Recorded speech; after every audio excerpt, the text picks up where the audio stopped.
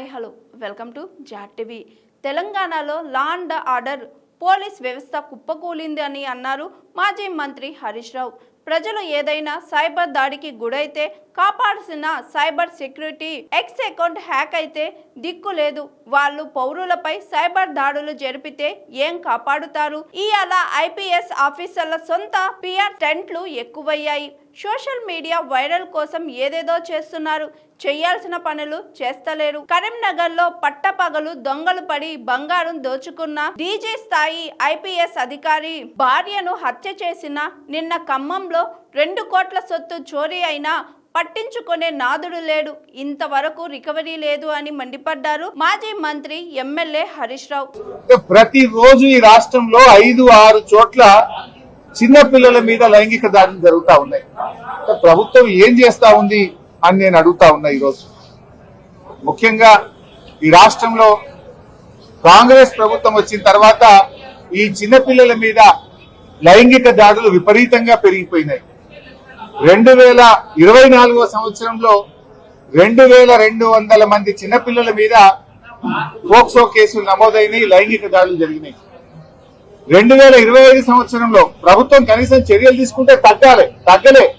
2025లో 2400 మంది చిన్నపిల్లల మీద అత్యాచారాలు జరిగినాయి. అంటే ఈ ప్రభుత్వం అసలు పట్టించుకోవడం లేదు. ప్రతి సంవత్సరం పోక్సో కేసులు పెరుగుతా ఉన్నాయి. ఇది నేను చెప్తున్న లెక్క కాదు, అఫీషియల్ డాటా. ఎన్సీఆర్బీ డాటా ప్రకారంగానే తెలంగాణ రాష్ట్రంలో రోజు రోజుకు చిన్నపిల్లల మీద అత్యాచారాలు పెరుగుతా ఉన్నాయి. సంవత్సరానికి కేసులు పెరుగుతా ఉన్నాయి. అంటే ఈ ప్రభుత్వం పట్టించుకోవడం లేదు. ఆనాడు కేసీఆర్ గారు ప్రత్యేకంగా మహిళల కోసం ఒక అడిషనల్ డీజీ ర్యాంకులో ఉమెన్ వింగ్ ను పెట్టి, షీ టీమ్స్ ను పెట్టి అనేక చర్యలు తీసుకున్నారు. ప్రతి జిల్లాలో కూడా భద్రతా టీమ్స్ పెట్టారు. కానీ ఈ ప్రభుత్వం దాన్ని నిర్లక్ష్యం చేసింది. ఇవాళ ఉమెన్స్ వింగ్ కు అడిషనల్ డీజీగా ఉన్న వ్యక్తికే సిఐడి ఇన్ఛార్జ్ ఇచ్చారు, ఏసీబీ ఇన్ఛార్జ్ ఇచ్చారు. ఇంకా వారు మహిళల గురించి, చిన్నపిల్లల గురించి ఆలోచించాలా? ఏసీబీ పనిచేయాలనా, సిఐడి పనిచేయాలనా? ఒక అధికారికి 3 ప్రధానమైనటువంటి కీలకమైన బాధ్యతలు పెట్టడం వల్ల ఎక్కడో ఫోకస్ మిస్ అవుతా ఉంది. రోజు రోజుకు కేసులు పెరుగుతున్నటువంటి పరిస్థితి ఉన్నది. ఇవాళ ఈ రాష్ట్రంలో పరిస్థితి లా అండ్ ఆర్డర్ పూర్తిగా కుప్పకూలిపోయింది. కరీంనగర్ లో మనం చూసాం, పట్టపగలు బంగారం దుకాణం మీద పడి దొంగలు బంగారాన్ని దోసుకపోతే ఇప్పటి వరకు రికవరీ అయిన పరిస్థితి లేదు. హైదరాబాద్ నడిబొట్టున అడిషనల్ డీజీపీ వినయ్ రంజన్ రే గారి ఇంటిలో అర్ధరాత్రి ఆయన భార్యను చంపి నగలతో ఉడాయిస్తే ఇయాలటి వరకు వాళ్ళని పట్టించుకున్నది, దొంగల్ని పట్టుకున్నది లేదు, రికవరీ అయింది లేదు. అంటే ఈ ప్రభుత్వం అసలు హైదరాబాద్ నడిబొట్టున జరిగినా దిక్కు లేదు, కరీంనగర్ కలెక్టర్ ఆఫీస్ ముంగట దాడులు జరిగినా దిక్కు లేదు. నిన్న ఖమ్మంలో కూడా సెల్ ఫోన్ దుకాణంలో ముసుగులు వేసుకొని వచ్చిన అంతర్రాష్ట్ర దొంగలు దుకాణం మీద లూటీ చేసి సెల్ ఫోన్లను ఎత్తుకపోతే ఇయాలటి వరకు పట్టుకునే పరిస్థితి లేదు.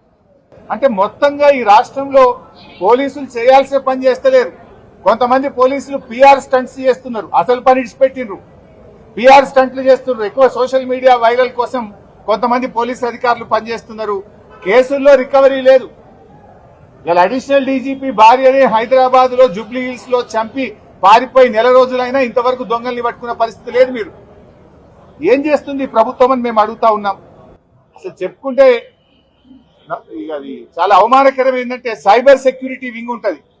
సైబర్ సెక్యూరిటీ వింగ్ పౌరులకు సైబర్ కష్టాలు వస్తే, సైబర్ నేరాలు జరిగితే పౌరులను కాపాడాల్సిన సైబర్ సెక్యూరిటీకే రక్షణ లేదు.